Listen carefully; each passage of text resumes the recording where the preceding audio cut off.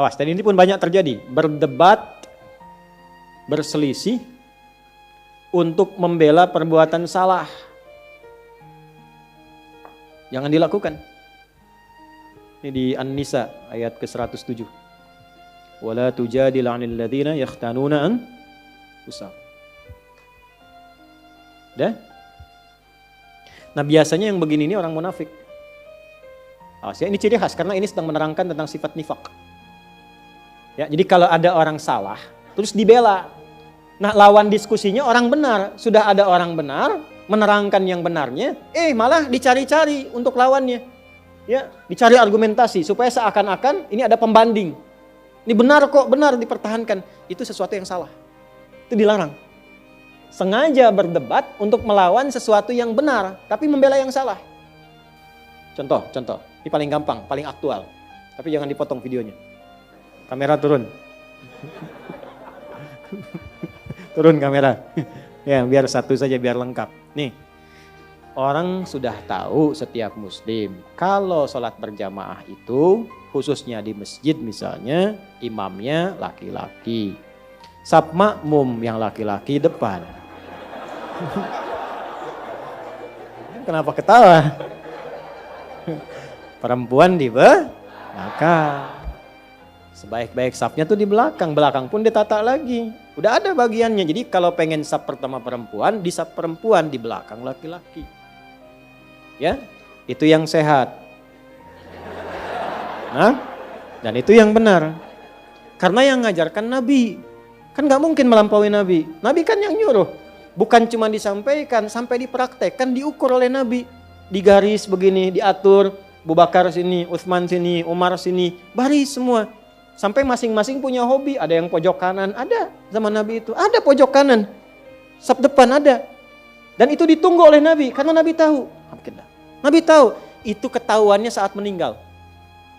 Karena Nabi komen, nungguin mana si fulan yang biasanya pojok kanan ini. Dilihat gak ada. Ditunggu itu. Karena sudah waktu mau habis, maka dilakukan sholat. Lalu dicari ke rumahnya. Jadi kisah nyata. Jadi kalau kita sambil belajar sirah, enak dapatnya. Begitu dicari, jauh juga rumahnya nih. Betul, sahabat yang komen kan, Nabi biasa aja. Sahabat. Nabi biasa aja, Nabi kan Masya Allah, itu kan biasa. Kadang-kadang begitu, gurunya biasa, muridnya yang komen kan. Nyampe ke rumah ketemu istrinya. Ya Rasulullah, ditunjukkan kan, istrinya datang keluar, ya Rasulullah si fulan meninggal, singkatnya demikian. Sehingga gak bisa berangkat untuk berjamaah. Masya Allah. Sampai husnul khatimahnya. Nabi cuma nanya gini, ada gak kejadian yang aneh atau unik sebelum dia meninggal? Namanya Nabi kan? Gak ada ya Rasulullah, cuma dia berkata begini, ya Allah kenapa gak lebih jauh lagi katanya. Apalagi, ya Allah kenapa bukan yang baru? Sahabat bingung. Nabi menerangkan, baiklah, tahukah engkau ketika dia mengatakan, ya Allah kenapa gak lebih jauh lagi? Karena saat itu ditampakkan dalam sakaratul mautnya pahala dia yang berangkat ke masjid itu. Tampakkan. Makanya tenang. Nah, dampak dari situ dapat apa sampai surganya ditampakkan? Ditampakkan. Itulah panggilan yang membuat seseorang tenang saat sakaratul maut. Tenang, enak. Gitu. Ada yang sedang sholawat meninggal. Kemarin ke Rifki itu. Ada yang di Saudi sedang ceramah begini. Menyebut la ilaha illallah meninggal. Ada yang sedang sholat. Tapi tenang, enak mereka itu. Kenapa? Karena ditampakkan kebaikannya. Dan sesuai kebiasaannya. Itu yang dimaksud Quran surah ke-89 ayat 27 sampai 30. Ya ayyatuhan nafsul mutmainnah. Kenapa mutmainnah? Irji'i ila rabbika radiyatan mardiyah. Kenapa radiyatan mardiyah? Fadkhuli fi wadkhuli jannati. Nah, jannati itu ditampakkan. Sehingga dampak dari kegiatan kita itu ditampakkan hasilnya. Senang kita. Dalam senang itulah diambil nyawanya.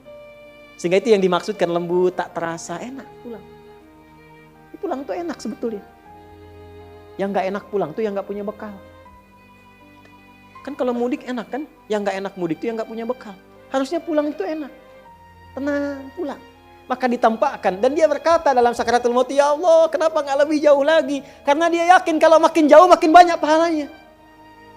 Antum datang ke sini yang dikira yang dekat saja. Lihatlah kita yang jauh-jauh. Kalau ikhlas karena Allah itu dinilai teman-teman. Nanti waktu membuktikan, ada saatnya nanti Allah tampakkan apa yang kita ingin dapatkan itu. Ada saatnya. Gak sia-sia. Lalu di perjalanan satu waktu, ada seorang sedang kedinginan di musim dingin. Nah beliau ini memakai pakaian double. Yang baru yang di dalam, yang luar itu yang lama. Dibuka yang lama yang luarnya dipakaikan ke situ. Maka ditampakkan bagian pahala kebaikannya. Maka keluar di lisannya, ya Allah kenapa yang gak baru saja ya. Menyesali dirinya, padahal menyesal dalam kebaikan. Kenapa yang enggak yang baru saja? Keluar itu. Maka itu tanda dari husnul khatimah. Ya. Tapi bab kita bukan di situ. Bab kita adalah Nabi tetap walaupun sedramatis apapun, sesedih apapun, safnya tetap yang depan laki-laki. Laki-laki semua.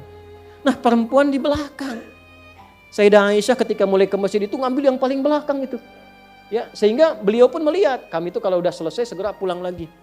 Ya, untuk menjaga kehusyuan, menjaga kebaikan supaya tidak ikhtilat, bercampur dan pasti akan berpengaruh. Makanya di awal-awal waktu saat baru-baru masuk Islam, saat ada perintah sholat, itu perempuan dilarang ya mendekat kepada laki-laki yang sedang sholat, apalagi lewat depan. Bisa dianggap batal. Kenapa? Karena sedang melatih syahwat di awal-awal masuk Islam. Ya, saking dipisahkannya supaya baik. Dan jangan dikira kalau ke belakang itu menunjukkan status perempuan rendah. Tidak, jangan ngarang sendiri. Tidak, bukan itu maksudnya. Ayo rekam tuh. Jangan dipotong ya. Bukan. Justru ketika mematuhi Allah tinggi statusnya. Jadi yang dilihat itu bukan safnya, kepatuhannya terhadap Allah dan Rasulnya. Begitu patuh status naik. Nah patuh itu feedbacknya apa untuk kebaikannya. Supaya ini khusyuk, sana khusyuk, nilainya sama. Justru kalau ibu maju ke sini maksa, nilainya jadi salah.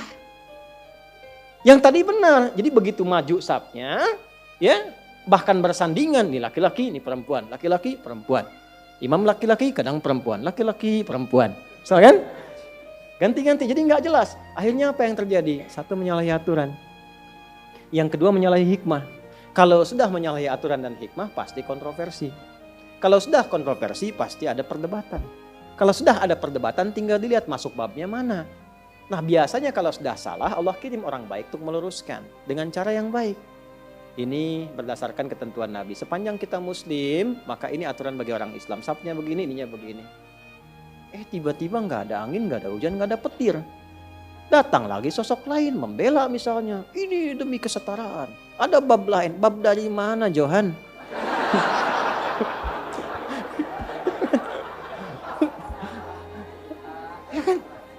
Nah ini tiba-tiba muncul, tapi ini sudah dari Quran disampaikan akan ada isyarat begitu. Makanya jangan kaget kalau ada melihat di TV macam-macam kok membela, itu artinya Qurannya benar. Itu.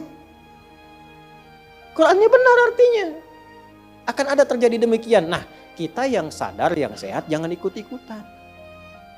Apakah mencela? Tidak juga. Kalau ada yang demikian minimal kita doakan. Kalau punya kemampuan diluruskan sesuai dengan kewenangan yang Allah tetapkan. Ulama luruskan dengan ilmu.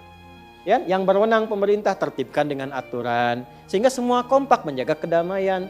Tapi tidak ada bab celaan, tidak ada bab hinaan. Itulah indahnya Islam. Ngajinya tuntaskan. Turun An-Nisa ayat 140. Itu kan akumulasinya. Ya, waqad nazzala 'alaikum fil kitabi an idza sami'tum ayatillahi yukfaru biha wa yustahza'u biha fala taq'udu ma'ahum hatta yakhudu fi haditsin ghairi innakum idzan mithluhum innallaha jami'ul munafiqina wal kafirina fi jahannam jami'a. Paham? Tidak. Nah. Telah tetap ketentuan dalam Al-Qur'an kalau ada orang nyeleneh, itu kata Allah, nyeleneh. Ayat Quran diingkari, petunjuk Nabi diseling-selingi. Ya. Bahkan sengaja kadang-kadang menjadi olok-olok. Merasa benar mengolok-olok. Kalau terjadi yang demikian jangan lakukan hal yang sama kata Allah. Hindari, pertama jauhi.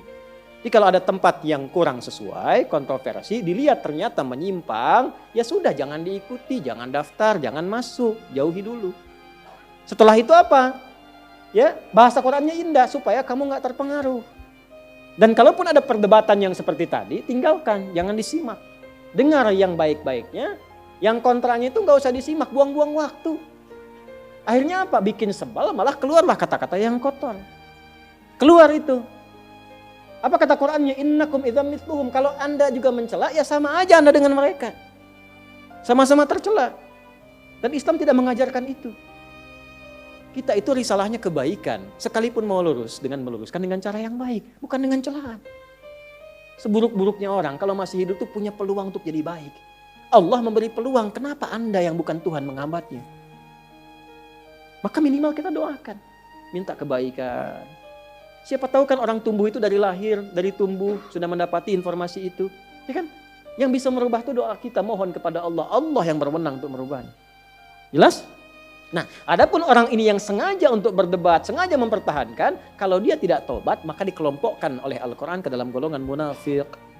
Jadi orang munafik itu ciri khasnya senang-senang mendebat yang benar-benar. Membawa sesuatu yang penting kontroversi saja. Tidak. Kalau dia mengaku muslim, maka yang seperti itu pun kita hindari. Jelas sampai sini? Jadi nggak usah repot-repot direspon. Respon lagi, sehingga banyak status jadi nggak berkembang. Ujungnya apa? Cuman perdebatan, nggak ada isinya. Paham?